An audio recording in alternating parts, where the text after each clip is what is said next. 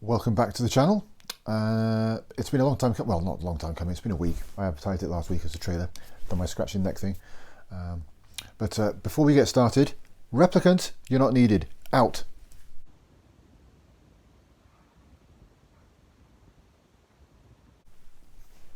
That felt good. Anyway, Blade Runner.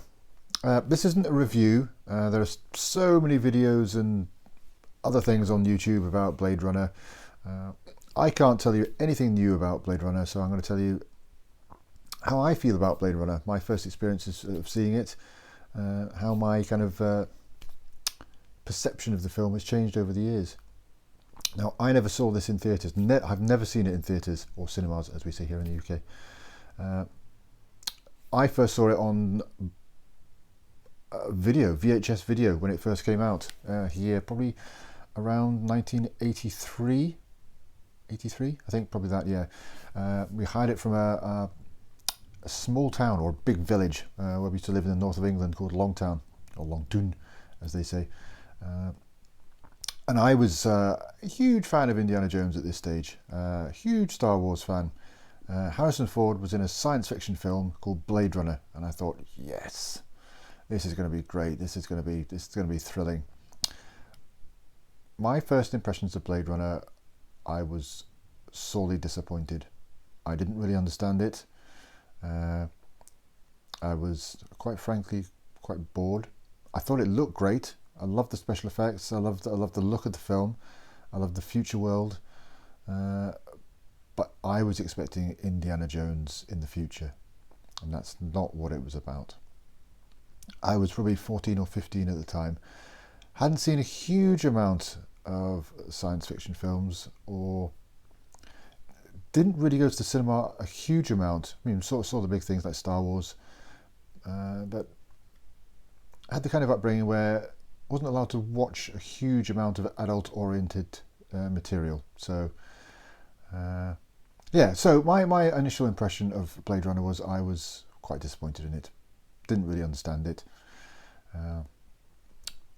Move forward a few years. I'm about 20s, or in my 20s.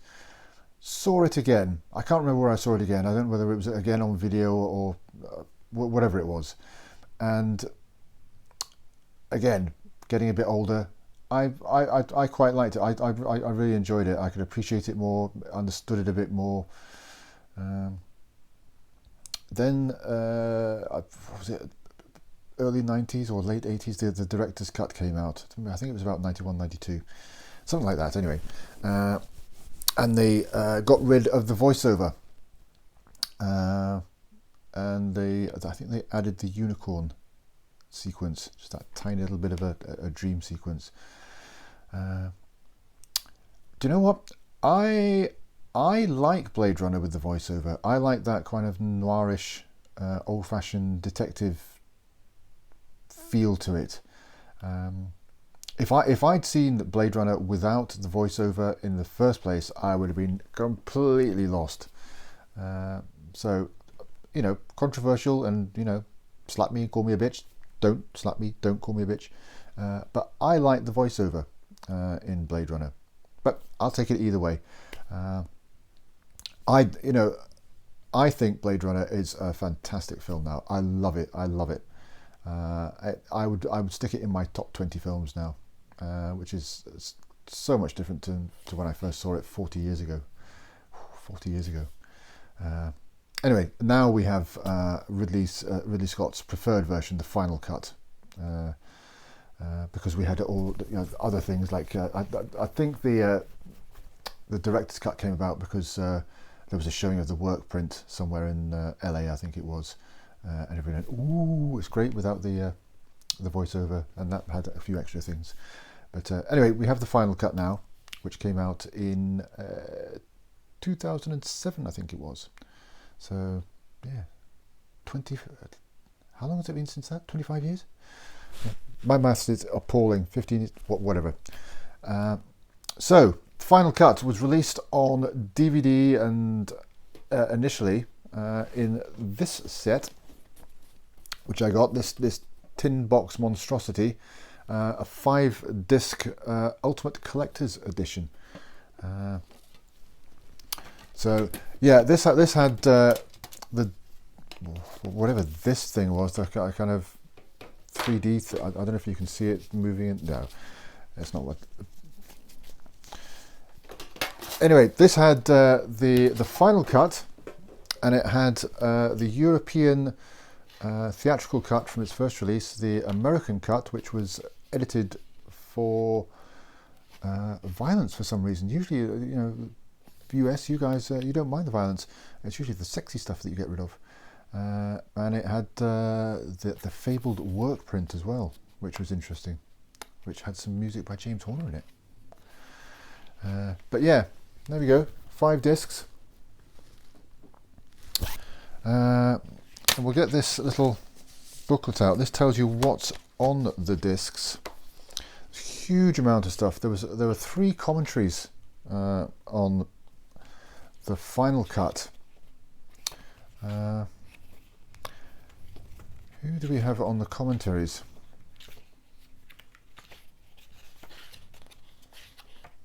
No idea. Here we go. We have a Ridley Scott commentary. We have a commentary by the screenwriter Hampton Fancher and David Peoples. Michael Dealey, the producer, and Catherine Haber. I've listened to all these commentaries, and because these were recorded 25 years after the film came out, so some people's memories are a bit hazy, but it's enjoyable. And then we have another commentary by Sid Mead, Lawrence G. Paul, who is the production designer, the art director David Snyder, and the special photographic effects supervisors Douglas Trumbull, who we sadly lost recently, Richard Urisic, and David Dreyer. That is a really good one if you're into the technical stuff and the visual effects side of things.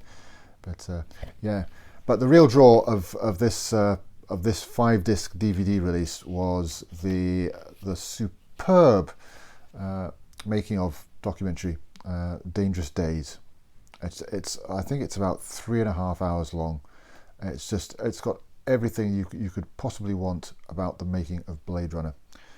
If this just included the commentaries and the Dangerous Days documentary, you'd have been happy. That would have been a fantastic release, but no, there's more. You get, as I say, the aforementioned US theatrical cut, the international theatrical cut. You also get the director's cut. I forgot about that. So you get all those versions, as well as the work print version, but you also get more documentaries. And they're divided up into just quite pretentious little headings like Inception, Fabrication, and Longevity. And it includes promotional featurettes, trailers, loads and loads of deleted scenes, which is fantastic, and just more kind of documentaries on the impact of the film, on popular culture, on other filmmakers, blah blah blah. It's just a ridiculous amount of stuff, and that was all covered in 5 discs on that fantastic little set. Later on, we had a Blu-ray release of the film, which I got. I think this was only available in the States. So again, I had more money than sense kind of period for me. I could have just bought the disc, but I bought everything again. And this has all the same supplementary material as that 5-disc set. But because it's Blu-ray, it's now on 3 discs. And you've got this wonderful little booklet. Yeah, and then a few years ago I upgraded to 4K, and it looks absolutely stunning on 4K. I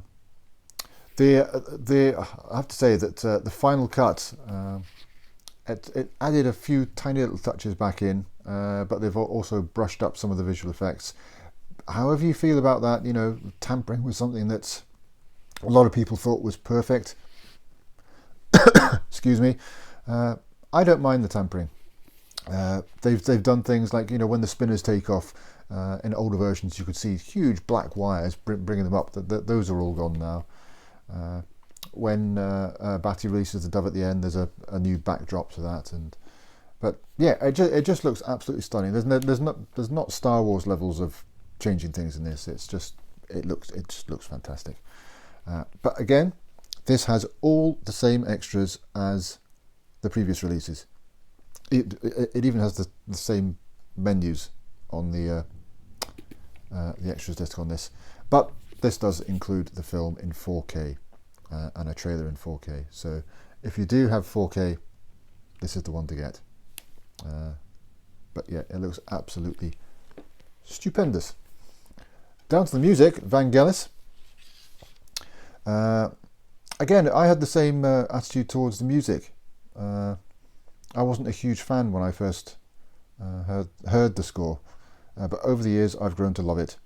And for the longest time I had this release of the score, which annoyingly had snippets of dialogue, I think, and it wasn't very good. It wasn't complete. I don't even know who released this. Warner Music. Oh, okay. East West, well, whatever. But yeah, that was it. But in conversation with Eric Woods, the great Eric Woods, came across this one, which he swears by. He says this is the only one he listens to now.